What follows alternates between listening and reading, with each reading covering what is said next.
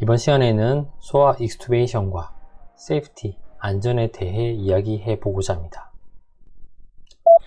소아를 익스튜베이션 한 후 이런 일을 경험하신 적 있을 겁니다.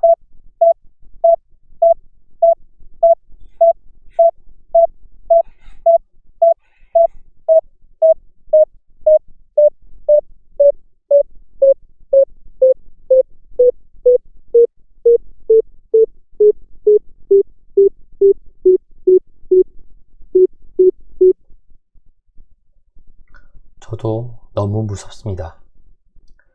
마취할 때 많은 고비들이 있지만 마취의 시작과 끝, 인튜베이션과 익스튜베이션 할 때 가장 위험합니다. 두 번의 위험한 순간이 있습니다. 수술을 받은 소아에서 인튜베이션과 익스튜베이션을 분석해 보았습니다. 인튜베이션 못지않게 익스튜베이션 할 때도 많은 문제가 발생하는 것을 확인할 수 있습니다. 어떤 사람은 마취를 비행기 이착륙에 비유합니다. 그만큼 인튜베이션과 익스튜베이션이 중요하다는 이야기입니다. 전공의대 교수님이 말씀하셨습니다. 인튜베이션이 하나의 테크닉이라고 한다면 익스튜베이션은 아트, 기술이 아니라 예술이라고 말씀해 주셨습니다. 정말 심오한 세계가 있는 것 같습니다. 익스튜베이션은 자신의 경험과 트레이닝을 어떻게 받았느냐에 따라 굉장히 많이 좌우됩니다. 혹시 텍스트북에서 이 내용을 보신 적이 있으십니까? 가이드라인에서 생각보다 잘 없습니다.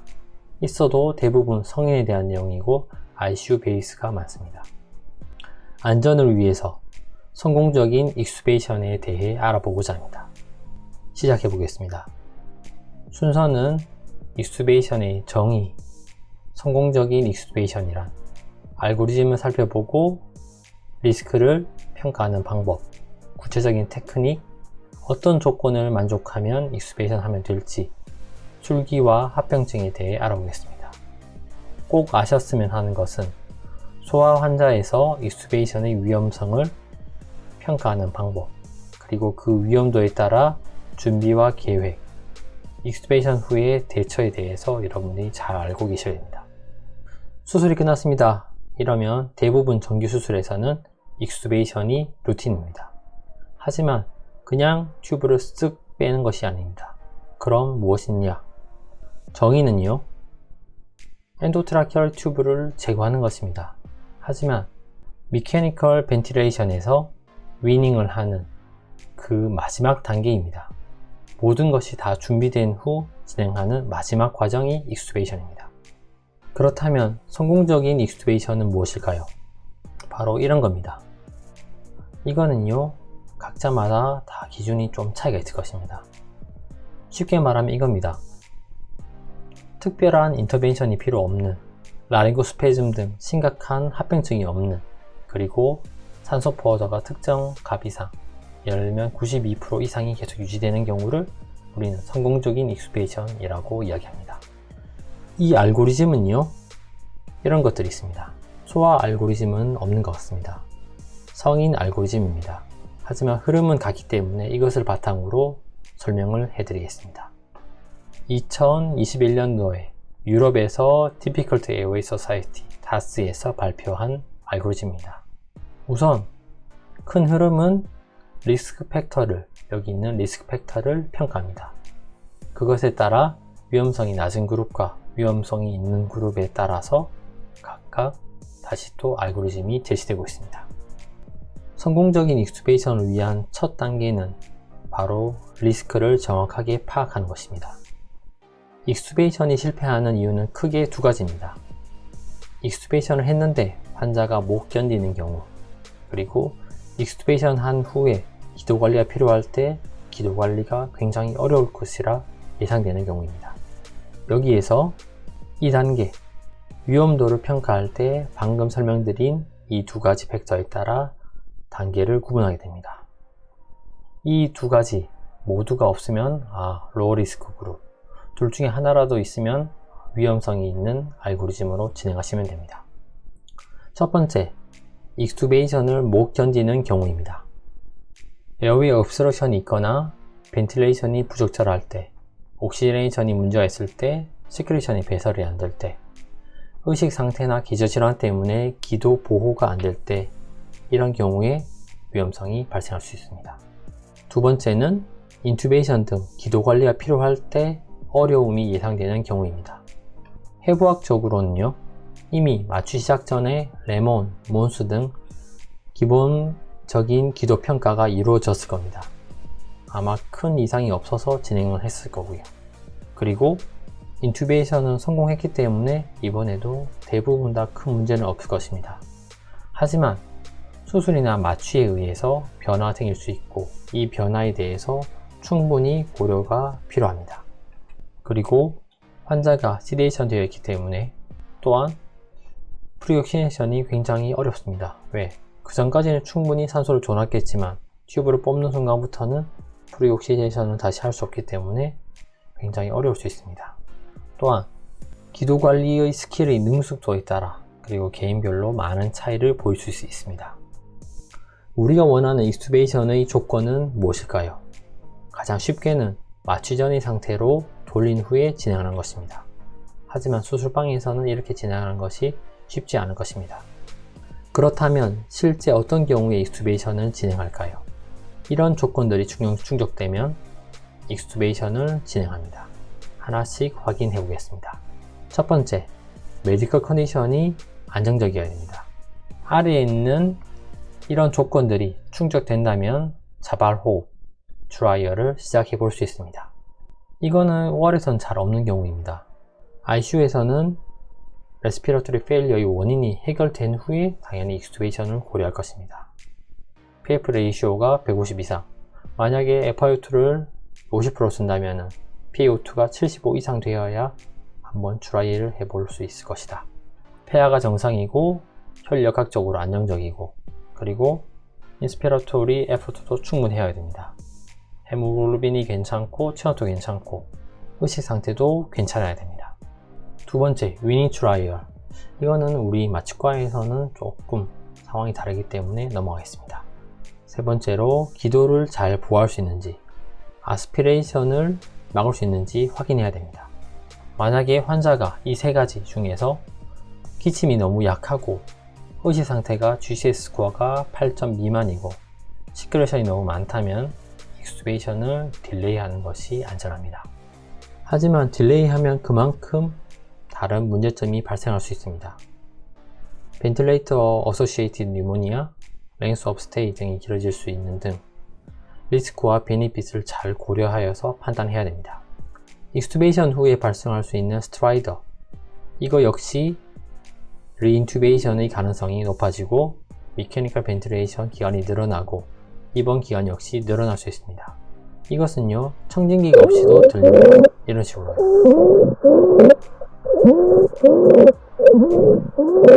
스트라이더가 생겼다면 정말 열심히 잘 지켜봐야 됩니다. 왜냐, 정말 위험할 수 있기 때문에. 그리고 리인튜베이션이 반드시 필요하지 않지만 해야 되는 경우도 생길 수 있기 때문에 주의가 필요합니다. 그래서 이것에 대한 리스크 팩터가 있다면 커프 릭 테스트를 진행해 볼 수 있습니다. 이것이 무엇이냐? 이겁니다. 튜브에 커프를 디볼론합니다. 그러면 이 사이로 충분히 공기가 셀 수 있어야 됩니다. 공기가 새야 되는데 어떤 경우에 에어릭이 없다. 그러면은 막혔다는 거죠. 이때 빼면은 굉장히 위험할 수 있다는 것을 아셔야 됩니다. 반대로 에어릭이 있다면 괜찮을까? 그렇게 생각하시면 절대 안 됩니다. 그나마 튜브가 있어서 유지되고 있는 상황인데 익스튜베이션 하면 유지가 안 되는 경우도 있기 때문에 그 사실을 반드시 인지하고 있으셔야 됩니다. 리인튜베이션의 어려움 앞에서 설명드렸습니다. 익스튜베이션 하는 시간은 언제가 좋을까요? 논란이 있는 부분입니다. 하지만 저는 이렇게 생각합니다. 환자 컨디션이 안 좋을수록 도와줄 수 있는 의료진이 많은 낮 시간에 수술하는 것이 훨씬 더 안전할 것입니다. 듣고 계신 분들도 충분히 공감할 수 있을 거라 생각됩니다. 익스튜베이션 하는 실제적인 방법에 대해 알아보겠습니다. 크게 두 가지 방법이 있습니다. 어웨이크와 딥. 어웨이크는 충분히 반응이 돌아올 때까지 기다린 후에 익스튜베이션을 하는 것입니다. 딥은 의식이 돌아오기 전에 시행하는 것입니다. 어느 것이 더 좋을까요? 이때는 리스크와 베니핏을 고려해야 됩니다. 어웨이크는요, 장점은 머슬 톤이 충분히 다 회복되었고 에어웨이 리플렉스가 회복되었기 때문에 에어웨이 페이턴시가 잘 유지된다는 것입니다. 그래서 디피컬티 인튜베이션이 예상되는 경우 사용할 수 있습니다. 또한 아스피레이션 가능성도 줄어들 것입니다. 하지만 기침을 합니다. 이것 때문에 ICP가 올라갈 수도 있고 안압이 올라갈 수 있습니다. 혈압 역시도 올라갈 수 있기 때문에 이런 부작용이 생길 수 있습니다. 반대로 딥 익스튜베이션은 천식이나 감기가 있을 때 좀 더 안전할 수 있습니다. 그리고 기침과 버킹 등이 없어 혈력학적으로도 안전할 수 있습니다. 하지만 문제는 에어웨이가 막힐 수 있다는 것입니다. 반드시 피해야 하는 상황이 있습니다. 그것은 바로 이 가운데 상태, 딥도 아니고 어웨이크도 아닌 중간 단계의 어정쩡한 단계에서 익스튜베이션을 반드시 피해야 됩니다. 이도 저도 아닌 이 단계에서 가장 위험하고 굉장히 많은 컴플리케이션이 발생하게 됩니다. 그래서 딥이면 딥, 어웨이크면 어웨이크 확실하게 정해서 진행하셔야 됩니다. 다시 알고리즘을 따라가 보겠습니다. 이 두 가지 리스크를 확인하여 둘 다 없으면 로우 리스크 알고리즘으로, 둘 중 하나라도 있으면 리스크가 있는 알고리즘으로 진행하시면 됩니다. 로우 리스크 알고리즘부터 확인해 보겠습니다. 이것인데요, 여기에 방법은 두 가지가 있습니다. 우선 어웨이크부터 알아보겠습니다. 어웨이크에서 다시 두 가지 방법이 있습니다. 환자에게 자극을 전혀 주지 않고 눈 뜰 때까지 기다리는 노터치 테크닉과 이름을 부르고 적절한 자극을 주면서 자극을 주는 방법이 있습니다. 소아에서 둘의 아웃컴은 비슷합니다. 물론 전문가가 했을 때 비슷하다는 뜻입니다. 어웨이크 익스튜베이션의 조건은 무엇일까요? 바라시에 있는 내용입니다. 자바로 믿고 오베이 커맨드가 되고 머리를 충분히 5초 이상 들 수 있고 개글 리플렉스가 있고 시큐레이션이 충분히 제거되고 적절한 페인 컨트롤, 흡입 마취제 농도가 적절하게 떨어져야 되고 네거티브 인스피레토리 프레셔가 20 이상 걸리고 탈압볼륨이 6 이상, 근유한도 회복이 되고 이런 경우에 진행을 할 수 있습니다. 성인에 대한 조건입니다. 소아에 대한 조건은 잘 없습니다. 하지만 뒤에서 소아에 사용할 수 있는 파라미터들에 대해 설명드리겠습니다. 이번에는 딥 익스튜베이션입니다. 여기 표시되어 있습니다. 어드밴스드 테크닉이다. 충분히 경험이 쌓여야 되고 완전히 깰 때까지 정말 잘 관찰을 해야 됩니다.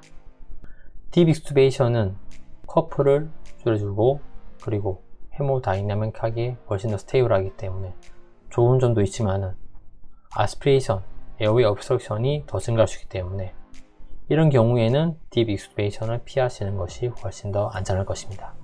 충분한 마취 심도에서 진행되어야 되고 테스트하는 방법도 있습니다.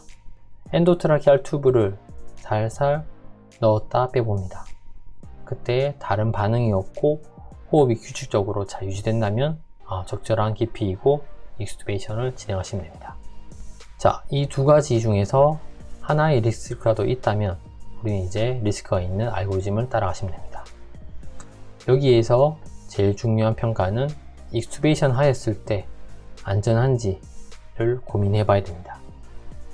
안전하다고 판단된다면 어웨이크 인튜베이션을 진행하시면 됩니다.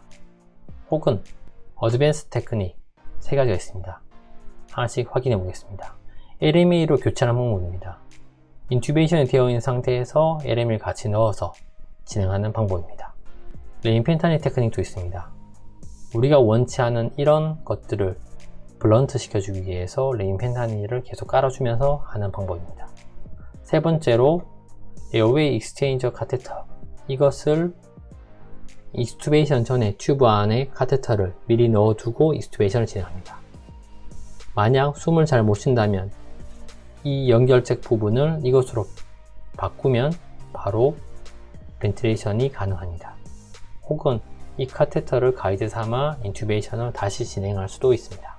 익스튜베이션을 하였을 때 위험성이 높다라고 안전하지 않다라고 판단된다면 익스튜베이션을 연기하는 것도 고려해 봐야 되고, 필요하다면 서지컬한 에어웨이도 역시 생각해 보아야 합니다. 이런 알고리즘이 소아에도 있으면 좋겠지만 안타깝습니다. 하지만 큰 흐름은 비슷합니다. 이제 소아에서 어웨이크와 딥을 비교해 보겠습니다. 17개의 RCT 1800명을 분석한 연구입니다. 소아에서 딥과 어웨이크를 비교하였습니다. 딥 익스튜베이션이 전반적으로 에어웨이 컴플리케이션이 적었다. 그리고 그 세부 항목에서 커프와 디세츄레이션 역시도 적었다. 하지만 에어웨이 obstruction이 더 증가하였다. 톤실 수술 받은 소아에서 역시 전반적인 합병증이 딥에서 더 적었고 나머지 항목들도 비슷한 결과를 보였습니다. 하지만 똑같이 톤실 수술이었지만 레스피레이션 컴플리케이션이 큰 차이가 없다는 논문 역시도 있습니다. 즉 딥과 어웨이크 중 아직까지 어느 것이 더 우위에 있다 말하기는 참 아직 어렵습니다. 이 연구에서는 우리가 주목해야 될 내용이 또 있습니다. 어웨이크와 딥 그룹에 인롤된 환자의 숫자입니다. 300대 한 570. 마취통증의학과 의사의 개인적인 판단에 따라 진행되었고, 이 연구에서는 딥하게 끼우는 경우가 더 많았습니다. 또 한 가지 주목할 점이 있습니다. 감기가 있는 경우에 딥으로 깨울 비율이 좀 더 높았다는 것입니다. 물론 반대 결과도 있습니다. 수술방에서 일어난 결과를 분석한 아프리코트 스터디입니다. N수는 12,000명입니다. 이 연구에서는 어웨이크로 깨우는 경우가 더 많았습니다. 이 둘의 선택은 우선 리스크와 베니핏을 충분히 인지하고 판단해야 됩니다. 이것과 더불어 자신의 경험과 능력에 따라 최상의 선택을 하셔야 됩니다. 소아 환아에서 익스튜베이션 크라이테리아, 즉 필요 조건은 무엇일까요? 몇 가지 중요한 프리딕터를 알려드리겠습니다. 소아 어웨이크 익스튜베이션 크라이테리아에 대한 아티클입니다. 성공적인 익스튜베이션 프리딕터에는 어떤 것들이 있을까요? 의미 있는 지표는 이런 것들이 있습니다. 얼굴 찡그림, 눈을 뜨고 어떤 것을 응시하고 의미 있는 움직임, 예를 들면 튜브를 빼려는 행동, 탈혈 볼륨이 5 이상, 이런 프리딕터를 확인한다면 어웨이크 인튜베이션을 시도해 볼 수 있습니다. 그렇다면 어떤 지표가 가장 좋을까요? 이 질문은 매우 어리석은 질문입니다. 이 표를 보시겠습니다. 이 5개의 지표들이 많아질수록 성공적인 익스튜베이션 가능성이 높아집니다. 특히 이 단계를 주목할 필요가 있습니다. 2개일 때보다 3개일 때 성공률이 확 올라갑니다. 즉 가능하면 3개 이상이 되면 익스튜베이션을 진행하는 것이 안전하다는 의미입니다. 바라시에 이렇게 설명하고 있습니다. 익스튜베이션 할 타이밍이라고 판단된다면 이때 하지 말라는 것입니다.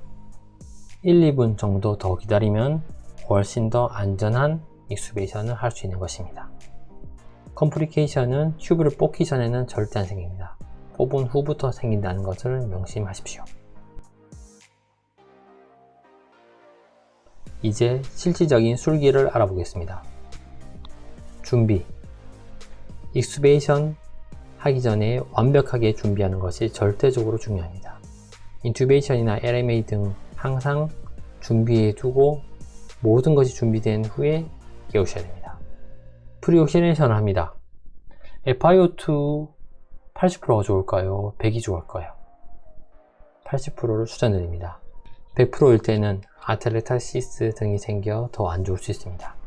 석션을 해주고 리크루트먼트를 충분히 해줍니다. 바이트 블럭이나 에어웨이를 거치합니다. 스니핑 포지션을 취하고 슈파인으로 할 수도 있고 레터럴 포지션을 취할 수도 있습니다. 레터럴 포지션의 장점은 아스피레이션 리스크를 더 줄일 수 있다. 왜냐하면 옆으로 눕혀져 있으니 입안의 시크레이션이 자연스럽게 배출되겠죠. 그리고 실제로 검사를 CT나 등을 찍어 봤을 때 에어웨이 역시도 훨씬 더 페이턴시가 잘 유지된다고 합니다. 그래서 저는 종종 레터럴 포지션을 취하고 있고 슈파이너를 끼웠다가 애가 굉장히 잘 못 쉬거나 하면 레터럴로 돌리기도 합니다. 튜브를 뽑는 시점은 언제가 좋을까요? 인스피레이션 했고 익스피레이션 합니다. 다시 인스피레이션. 이때 최고로 인스피레이션 됐을 때 익스피레이션 합니다. 그러면 익스피레이션 하면서 시큐레이션이 밖으로 자연스럽게 배출됩니다. 익스튜베이션 할 때는 부드럽게 스무드하게 해주셔야 됩니다. 그리고 나서 석션 해주시고 오트를 공급하면 됩니다. 물론 신경근 차단의 효과 역시도 충분히 회복시켜야 됩니다. 익스튜베이션 후에는 자발 호흡이 회복될 때까지 무작정 기다리는 것은 바람직하지 않습니다. 리크루트먼트가 없어지고 CO2가 차기 때문에 회복이 더욱 지연됩니다. 그래서 자발 호흡이 없다면 마스크 벤틸레이션으로 어시스트하는 것이 권장됩니다. 컴플리케이션입니다. 익스튜베이션 한 후가 가장 위험한 순간입니다. 이때 반드시 모니터링 하시고 면밀하게 관찰하십시오. 어떤 것들이 있느냐? 라링고스페즘, 브론코스페즘, obstruction, 하이퍼벤틸레이션, 헤모다이나믹한 언스테이블이 있을 수 있고 커프, 이데마가 발생할 수 있고 네거티브 프레셔 퍼밀리 이데마, 보컬 코드의 손상, 아스피레이션 등이 발생할 수 있습니다. 대부분의 합병증은 일시적이거나 간단한 처치만으로 호전됩니다. 하지만 지속되거나 심각한 상황이 된다면 과감하게 리인튜베이션을 결정하십시오. 망설이거나 하다보면 골든타임을 놓치는 경우가 꽤 있습니다. 라링고스페즘에 대한 처치는 반드시 숙지하는 것이 필요합니다. 정의는요, 라린지알 머슬의 반사적인 수축으로 그로티스가 닫혀버린 겁니다. 그 인시던스는 소아에서 14%까지도 보고되고 있습니다. 리스크 팩터로는 마취에서는 가장 중요한 것은 얕은 마취입니다. 얕은 마취 상태에서 익스튜베이션을 하거나 보컬 코드가 자극되면 발생할 수 있습니다. 환자 팩터에서는 영에이지에서 잘 생기고 감기, 직접 간접 흡연, 천식이 있을 때, 수술적으로 봤을 때는 기도 쪽에 수술을 했을 때, 톤실했을 때 잘 생깁니다. 치료에서 가장 중요한 것은 빠른 인지 그리고 그것과 함께 빠른 처치를 시작하는 것이 가장 중요합니다. 자극이 되는 원인을 빨리 제거하는 것이 첫 번째입니다. 그리고 100% 산소를 사용하면서 벤틸레이션을 합니다. 슬리핑 포지션을 취하고 트리플 매뉴버를 함으로써 자세를 정확하게 취해줍니다. IV 라인의 유무에 따라 IV 라인이 있으면 프로포폴, 석시네콜린, 아트로핀을 주어서 다시 또 페이스 마스크 벤틸레이션 혹은 인투베이션을 하시면 됩니다. IV 라인이 없다면 석시네콜린을 IM이나 IO 하시면 됩니다. 하지만 한번 스페즘이 생기면 대처가 굉장히 어렵습니다. 그래서 무엇보다도 예방이 중요합니다. 라링고 스페즘을 줄이는 중요한 팩터는 잘하는 사람, 엑스퍼트가 깨우는 것임을 기억하시길 바랍니다. 인튜베이션 할 때는 4세 이하에서는 커프가 없는 튜브를 사용하고 커프가 있을 때는 그 압력이 25 이하가 되도록 유지하는 것이 중요합니다. 중간중간 다시 재평가하는 것도 굉장히 중요합니다. 익스튜베이션 할 때는 석션을 잘 해주고 레터럴 포지션과 헤드 다운을 해준다면 시큐레이션이 잘 드레인 되겠죠. 그리고 자극을 없애주고 익스튜베이션 하기 전에 리도케인을 kg당 1mg을 IV 해주는 것 역시도 도움이 됩니다. 정리해 보겠습니다. 소아 환아에서 인투베이션만큼이나 익스튜베이션 할 때 위험성이 있다는 것을 인지하는 것이 성공적인 익스튜베이션을 위한 첫 번째 단추입니다.